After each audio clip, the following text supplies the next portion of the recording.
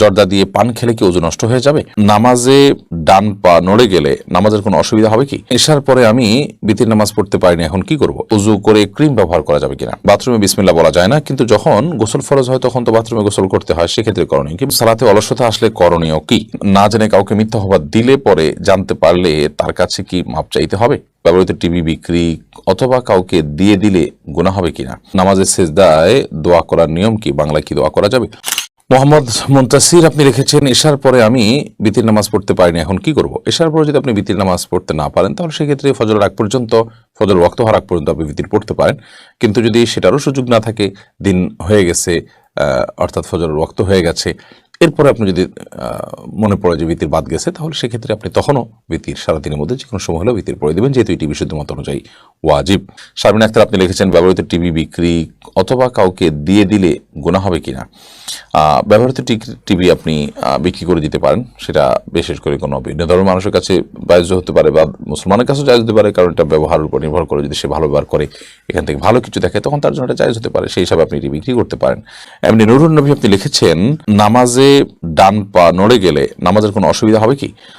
নামাজ যদি ডান পা নড়ে যায় কোনো অসুবিধা নেই, কিন্তু যদি ডান পা আপনি রুকু সেজদাতে একবারও না লাগান জমিনে, তাহলে সেক্ষেত্রে নামাজ হবে না। আপনার পা আছে সুস্থ পা, অথচ আপনি পা জমিনে লাগাচ্ছেন না, তাহলে নামাজ হবে না। কারণ নবী করিম সাল্লাল্লাহু আলাইহি ওয়াসাল্লাম বলেছেন, উমিরতু আন আসজুদা আলা সাবআতি আযমিন, আমি 7টি অঙ্গের উপরে সিজদা করার জন্য নির্দেশ আমাকে দেওয়া হয়েছে, তার মধ্যে থেকে এই 2 পা এগুলো জমিনের সাথে লাগা থাকতে হবে। তবে সামান্য একটু এদিক সেদিক হয়ে গেল, একটু সময়ের জন্য উঠে গেল সামান্য, আবার আপনি জায়গা রেখে ফেলেন, তাতে কোনো অসুবিধা হবে না। সুমাইয়া সাদ্দাম আপনি লিখেছেন, নামাজের সেজদায় দোয়া করার নিয়ম কি? বাংলায় কি দোয়া করা যাবে? নামাজের সেজদায় আমরা আল্লাহ তাআলার কাছে দোয়া করতে পারবো। বিশেষ করে আপনার দোয়া আপনার কবুলের একটা গুরুত্বপূর্ণ জায়গা এটি। নবী আলাইহিস সালাম বলেছেন, আকরামু মা ইয়াকুনু আবদু মির রাব্বিহি ওয়া সাজিদ, বান্দা আল্লাহ সবচেয়ে নিকটবর্তী থাকে যখন বান্দা সিজদায় থাকে। এখন কত হলো, মাতৃভাষায়, মায়ের ভাষায়, নিজের ভাষায় দোয়া করতে পারবেন কিনা?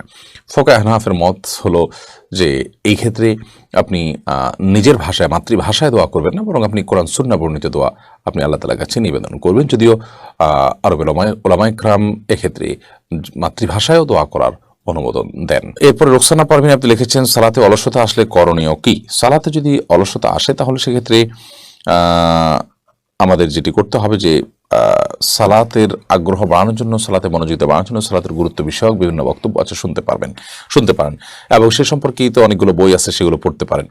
এবং নেককার এবং আব্দে সালেহ বা আল্লাহর প্রিয় বান্দা মুত্তাকি পরহেজগারদের সোহবত এবং সান্নিধ্যে আপনি উঠতে পারেন, ওঠা বসা করতে পারেন, তাহলে ইনশাআল্লাহ বিদিনিল্লাহ সালাতের অলসতা দূর হবে বলে আশা করছি। ফারজানা ফারিন আপনি লিখেছেন, না জেনে কাউকে মিথ্যা অপবাদ দিলে পরে জানতে পারলে তার কাছে কি মাপ চাইতে হবে?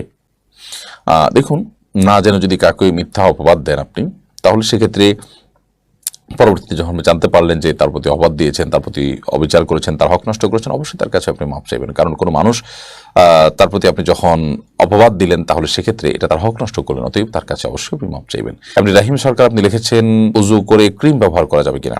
ওযু করার পর ক্রিম ব্যবহার করতে কোনো অসুবিধা নেই। লোশন, ক্রিম, তেল এগুলো ব্যবহার করা যেতে পারে, এগুলো কোনো ক্ষতিকর বিষয় নয়। তানিয়া খান আপনি লিখেছেন, বাথরুমে বিসমিল্লাহ বলা যায় না, কিন্তু যখন গোসল ফরজ হয় তখন তো বাথরুমে গোসল করতে হয়, সেক্ষেত্রে করণীয় কি? বাহির থেকে বিসমিল্লাহ বলে প্রবেশ করবেন, অথবা বাথরুমের ভিতরে গিয়ে যখন ওযুর মতো করে শুরু করবেন গোসল, তখন আপনি মনে মনে বিসমিল্লাহ বলে তারপর বাথরুমে আপনি গোসলের কার্যক্রম শুরু করবেন। রমজান বিপ্লব আপনি লিখেছেন, জর্দা দিয়ে পান খেলে কি ওযু নষ্ট হয়ে যাবে? না, জর্দা দিয়ে পান খেলে ওযু নষ্ট হবে না, তবে অনেকগুলো জর্দা আছে যেগুলোতে তামাক থাকে, যেগুলো নেশা জাতীয়, সেগুলো একজন মুসলমানের জন্য খাওয়া উচিত নয়। তবে যেটা সুঘ্রাণের জন্য, শুধু মুখের সুগন্ধি তৈরির জন্য জর্দা, সেটি খাওয়া যেতে পারে।